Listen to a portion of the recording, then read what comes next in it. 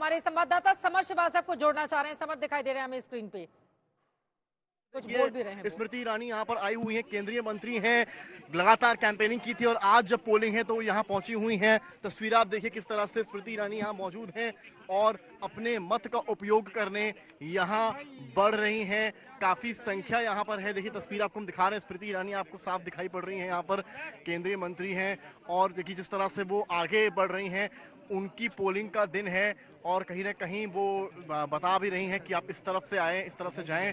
तो आप देख सकते हैं किस तरह से सांसद अमेठी हैं और एक बार फिर कहीं ना कहीं वो चुनावी मैदान में उतरी हैं। और आपको हम तस्वीरें दिखाने की कोशिश यहाँ से कर रहे हैं पोलिंग स्टेशन से, जहाँ पर वो मतदान करने आई हैं। आप तस्वीरें देखिए कि महिलाओं से मिल रही हैं, जो महिलाएं यहाँ पर मौजूद हैं। कैमरामैन संजय आपको तस्वीरें दिखा रहे हैं, यहाँ से महिलाओं से इंटरेक्शन कर रही हैं, मिल रही हैं, उनका हालचाल भी ले रही हैं स्मृति ईरानी और लगातार कैंपेनिंग की। और पिछले 24 घंटे पहले वो कैंपेनिंग रुकी और अब आप देखिए 5 क्योंकि मतदान का दिन है और ये बात जरूरी है कि अमेठी में ही उन्होंने अपना घर लिया है और अब वोटिंग भी उनकी अमेठी से ही है। इस वजह से आपको आज स्मृति ईरानी यहाँ पर अपने मत का उपयोग करती नजर आएंगी। वो यहाँ पर आ पहुंची हैं और आपने देखा किस तरह से वो महिलाओं से मिली। पहले अमेठी में वो नहीं रहती थी, उनका घर यहाँ नहीं था, लेकिन उन्होंने यहीं पर घर बनवाया और उन्होंने कहा कि मैं अमेठी की ही हूँ और अब यहीं ही रहूंगी। और फिर बात ये कही जाती थी विपक्ष के द्वारा कि वो बाहरी हैं, इसका जवाब उन्होंने इस तरह से दिया कि वोटर आईडी कार्ड भी अब यहीं का है और घर भी अब यहीं पर है। तो उन्होंने ये बताने का प्रयास किया है कि वो अब फिलहाल अमेठी की हैं। आप तस्वीरें देख रहे हैं किस तरह से महिलाएं तमाम यहाँ पहुंची हुई हैं। महिलाओं के बीच से स्मृति ईरानी जो है वो मौजूद है। एक तस्वीर आपको हम दिखाने की कोशिश यहाँ कर रहे हैं किस तरह से स्मृति ईरानी यहाँ पर आई हुई है और महिलाओं के साथ लाइन में लगी हैं बाकायदा। ऐसा नहीं है कि वो केंद्रीय मंत्री हैं तो वो आगे चली जाएंगी और पहले निकल जाएंगी, लेकिन वो आप देख सकते हैं, ये गौर करने वाली बात है कि जितनी लंबी लाइन महिलाओं की है, उनकी जो बारी थी यानी जिस वक्त वो पहुंची उस वक्त जिस संख्या में एक आम इंसान को लगना चाहिए वो उसी जगह पर लगी हुई हैं और जब उनकी बारी आएगी वो उसके बाद ही आगे बढ़ेंगी मतदान करने के लिए।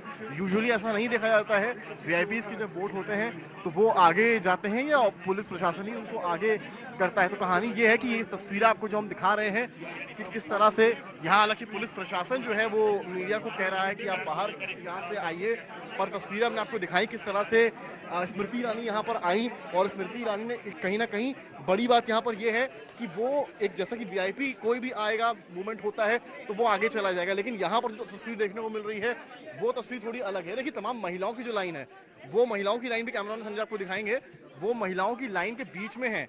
यहाँ से आप देखिए तस्वीर को, एक तरफ पुरुषों की लाइन है और एक तरफ महिलाओं की लाइन है और महिलाओं की लाइन में ही आपको स्मृति ईरानी यहाँ नजर आ रही हैं और वो जो लोकल वोटर्स हैं यहाँ पे उनसे कहीं ना कहीं वार्ता भी कर रही हैं, इंटरेक्ट भी कर रही हैं।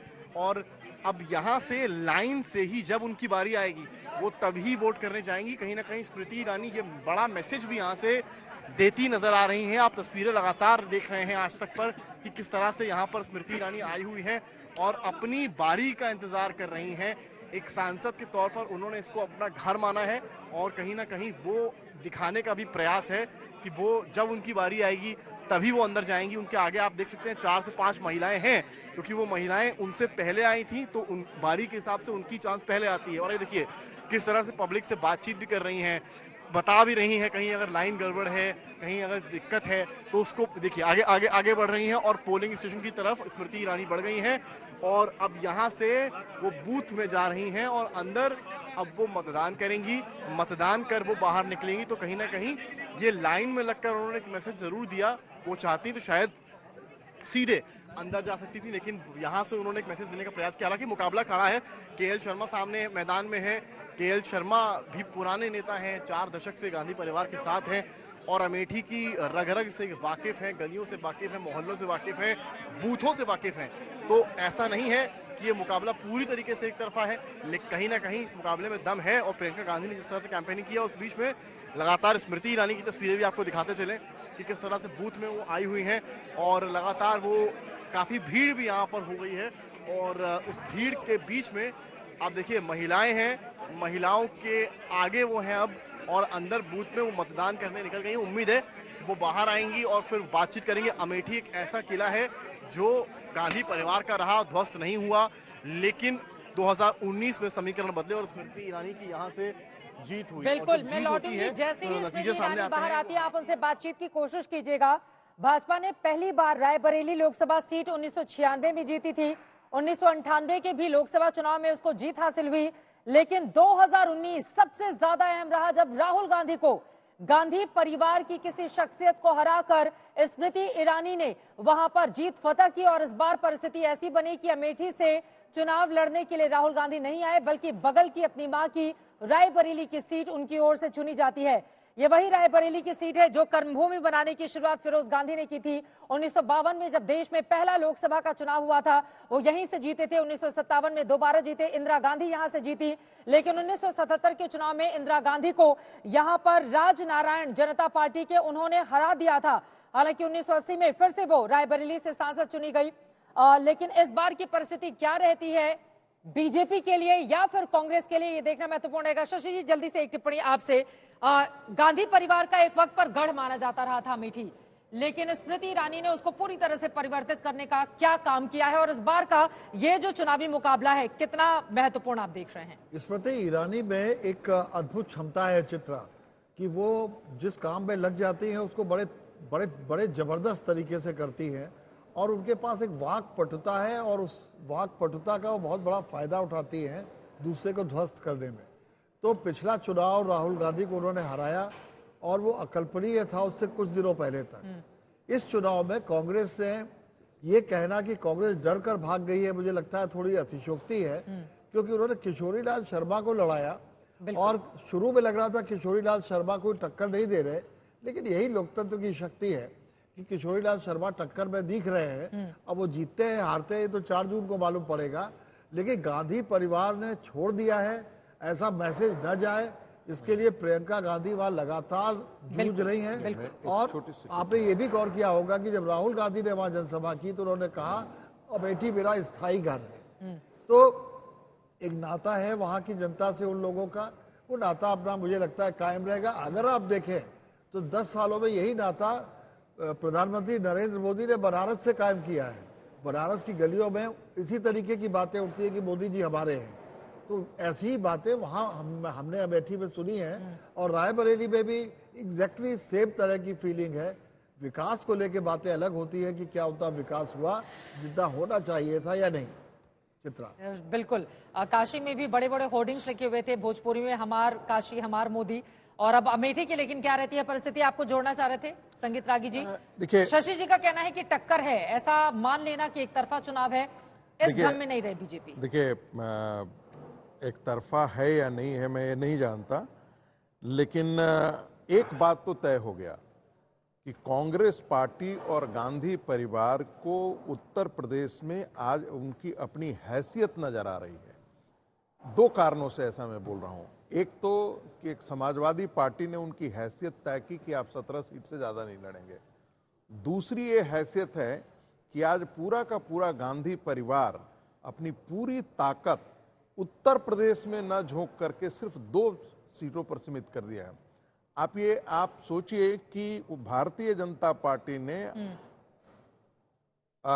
रायबरेली और अमेठी, प्रियंका गांधी वाड्रा सुबह से शाम तक इन दो कंस्टिट्यूएंसी की पहरी। प्रत्याशी बदलने से परिणाम पर क्या असर पड़ेगा?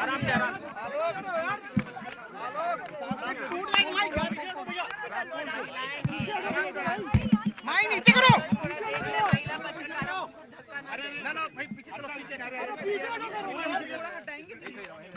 आपकी कौन लोकतंत्र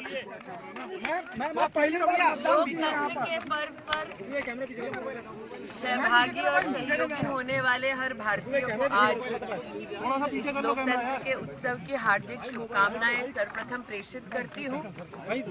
आज ये मेरा सौभाग्य है कि मैंने गौरीगंज में अपने गांव में विकसित भारत के संकल्प के साथ गरीब कल्याण और महिला सशक्तिकरण को समर्पित एक नेता को अपना समर्थन दिया। मैं आज सभी भारतीयों से, हिंदुस्तानियों से निवेदन करती हूं कि आप शीघ्रातिशीघ्र अपने मतदान केंद्र पर जाकर इस उत्सव में सहभागी बने।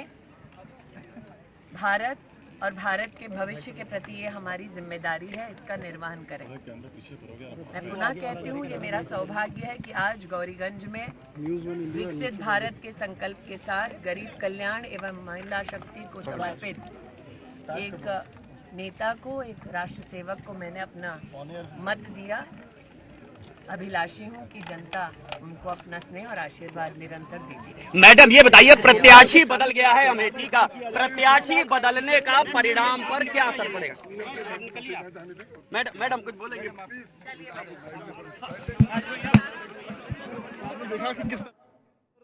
स्मृति ईरानी को आप सुन रहे थे, उनकी ओर से अपनी बातें वहां पर रख दी गई हैं। मतदान के बाद 55,000 वोटों से राहुल गांधी जो 3 बार के सांसद थे अमेठी के, उनको हराया था 2019 में। इस बार की परिस्थिति क्या रहेगी देखना महत्वपूर्ण रहेगा। लेकिन 25 सालों के बाद ये पहला मौका है जब गांधी परिवार का कोई भी चेहरा नहीं है अमेठी में। अब यहां पर केएल शर्मा कितनी बड़ी चुनौती उनके सामने पेश कर पाएंगे, ये बड़ा सवाल बना हुआ है।